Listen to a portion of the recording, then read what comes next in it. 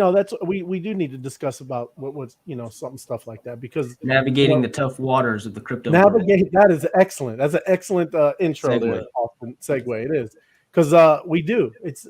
This is still the Wild West. You hear Austin say that all the time. It is the Wild West, man, and we're the pioneers, right? And again, in our community, we had another, just a horrible, being compromised. Another wallet, right, being compromised. Yeah. So you can see it even in our ecosystem with the tokens, right? We were, kind of doing really well uptrend. Everything's looking awesome, and then all of a sudden, large wallet, right, gets compromised. And what happens is they take all the assets and they don't want anything to do with us. They don't care. They just want the money, right? So they just start selling all of the assets, whatever it was, right? I'm not going to get into the details. Everybody, I'm sure it's crushing enough, right? I can only imagine. It's terrible. We've seen it many times. It's been on, in Zoom calls. A lot of people pulling together, and they did it again. People pulling together, helping to try to salvage as much as you can. But my goodness, man, everybody in this community, you really got to start taking this stuff very, very serious. We are banks. We operate like banks. We are fully responsible for our assets. That's what we say. That's why we all talk about over here being excited about it, because there's great gains. There's great kind of where you have control of it, but then there's great responsibility. And something bad happened again yesterday. You have to stop clicking on links. You have to stop. And Tim, you were talking about it back and forth on Discord, right? And you dropped something about how much of a laptop is. It's very simple, right? Go ahead, man. You were. Well, yeah. I mean, it's just obvious. It should be obvious by now that if you're going out for the night, you don't take all your money with you. And I mean, if you're going out to New York City, I'm not far from New York City. You don't put $90,000 in your pocket and say, okay, we're going out to the club. That should go. Everything you're holding, you're hodling, should go into a very secure place. Get yourself. I looked on Best Buy. It was $169 to get a Asus laptop, and you connect that only when you want to do a transaction. And I think everybody knows how to do that.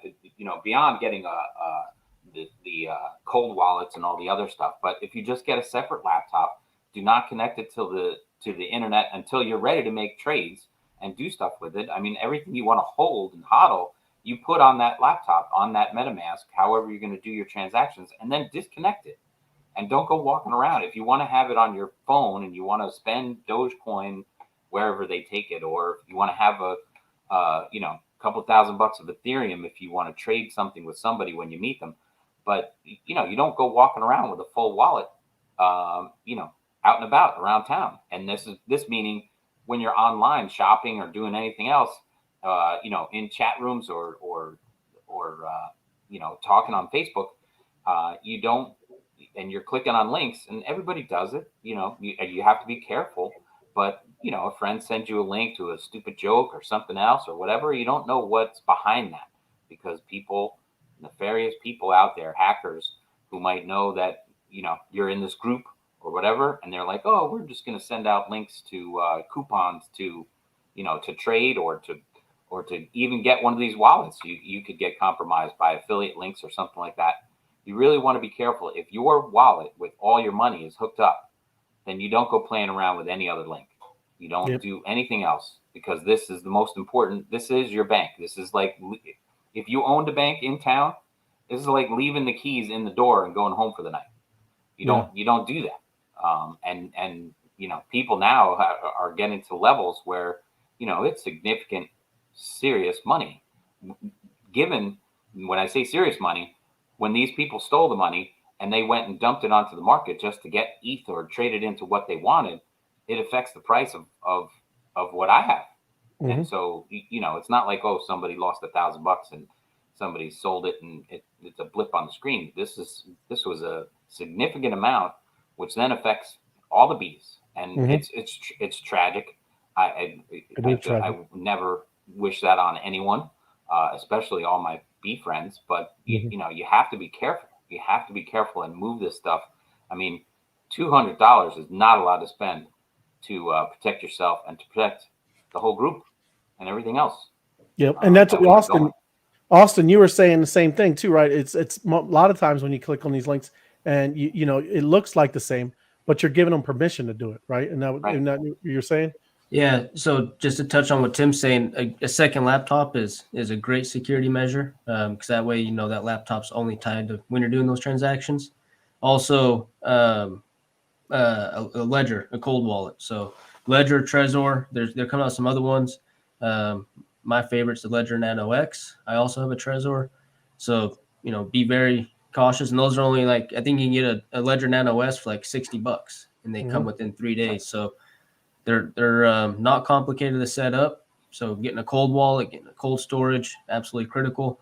And then you'll see it. What happens a lot of times is, and as we grow in popularity, there's going to be a lot more opportunists and grifters that come to try to trick and social engineer. So the blockchain is the most secure encryption out there. The blockchain is the most secure mechanism of a public network that we've had.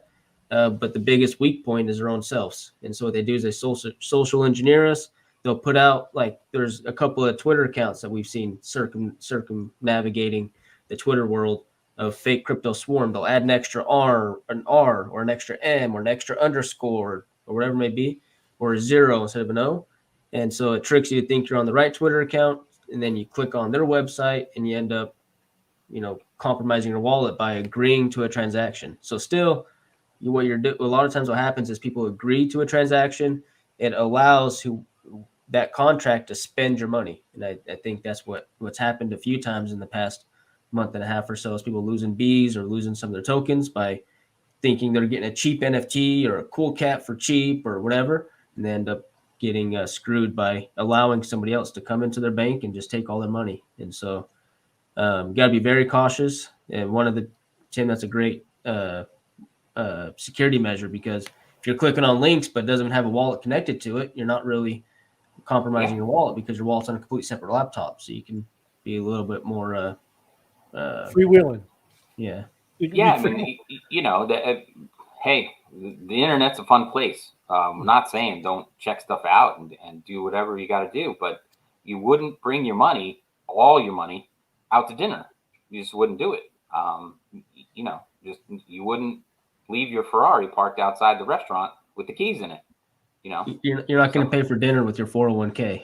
Yeah, I mean, card. It doesn't make sense to you know, go to a party with the keys to your wallet, you know, sitting there with everything you have in it. It just doesn't make sense at all.